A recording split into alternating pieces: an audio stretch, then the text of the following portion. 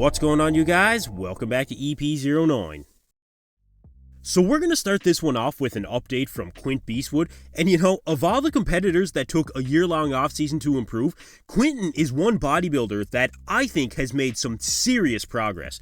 His width across the chest and shoulders paired with the increase in overall mass is really impressive, you guys. The lats are popping from the front, the arms look like they've grown, and he's kept a very respectable offseason condition during this year-long offseason.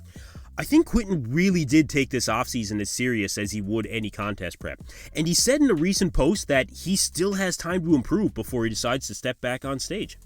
I think he would benefit from some more quad sweep in particular, although his legs are definitely huge, and proportionally he might gain some balance from top to bottom when he does shred down. But one thing is for sure, when Quinton does decide to get back on that stage, I think he's going to absolutely shock the bodybuilding world. Alright, so next up, we have an update here from Ross Flanigan at about 7 weeks out from his Olympia debut, and Ross has been working extremely hard to bring an improved package to the Olympia stage. I know he's been weighing in around the 260 pound mark in the recent past, but regardless of the weight, it's the size I think he's gained in a short period of time that's really the most impressive aspect. After winning the Cali Pro in frankly an unexpected victory over Tonio Burton, Ross showed the bodybuilding world that he really does have great potential and he can bring some pretty lights out conditioning. I think Ross was one of the most conditioned champions we saw in a pro show this year, period. Now, he does look like the upper body from the front is really starting to match his lower body at this point. You can see the detail really starting to dial in, and I think the bodybuilding world is really looking forward to seeing the Sauce Boss make his Olympia debut. Alright, so next up, I just mentioned Tonio Burton, and Tonio has had essentially an equal amount of time to make improvements before the Olympia, and we're starting to see the full effect of those improvements now. I said it a few weeks ago, you guys, when Tonio Burton finally decides to put his foot on the gas for the Olympia prep, we're really going to see something very special.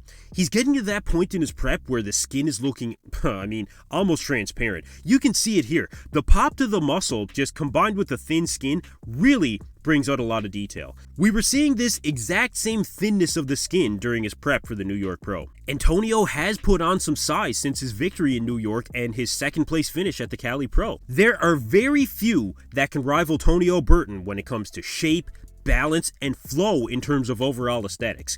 Combine that with the increased mass, and you have some serious potential packed into this physique for the open division. One thing is for sure, Tonio is definitely bringing his best to the Olympia this year. Alright, so next up, we have the Europa Pro this weekend, and it's funny, because pretty much everyone that competed in the Flex Pro weekend is competing at the Europa, including your top 4.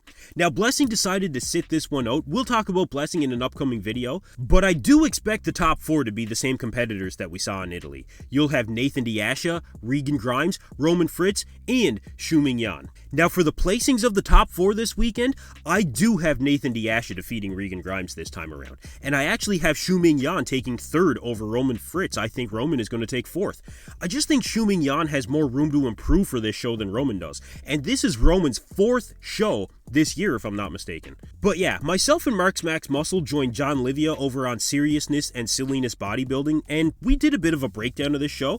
I'll put the link in the description below for you guys. But like I said, Blessing is out of this show, so that 5th place spot is now up for grabs. And honestly, I think it's going to be taken up by Pablo Llopis. Now, Pablo did not compete in Italy. His last show was actually the Big Man Weekend, where he took 4th place. And this guy, he just has great structure overall. He's got great shape, good overall balance. He brings good conditioning, and I think he is a young bodybuilder that's got a ton of room to improve.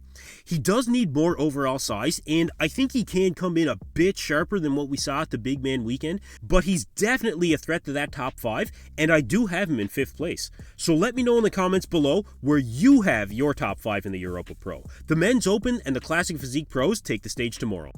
Alright, so last up, we have an update here from Nick Walker at 7 weeks out of the Olympia, and Nick says in this update that he's weighing in at 277 pounds morning weight. He also says these pictures are raw and unedited, so I guess that's going to be the new thing online now. There's no Instagram conditioning here, and so this is a very impressive version of Nick Walker. The detail is really starting to come in the back shots. That X-frame from the back really stood out to me in this update, and the bicep peaks from the back actually kind of jumped out at me as well. There's no question, Nick is going to be a lot to handle at this year's Olympia. He's bigger, he did bring up the legs, although many do still say that he needs to bring up the legs some more, and I actually think he does as well. We're really just talking about from the front, of course, but Nick is incredibly impressive from the side and from the back, even in the legs. That hamstring drop from the side is probably the best you'll find in the IFBB right now.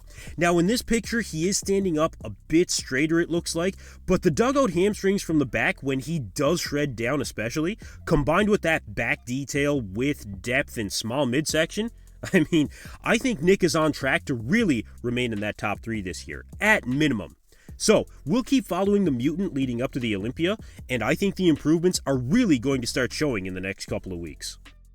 Anyway, that's it for me in this video, you guys. Thank you for tuning in to EP09. Be sure to like and subscribe.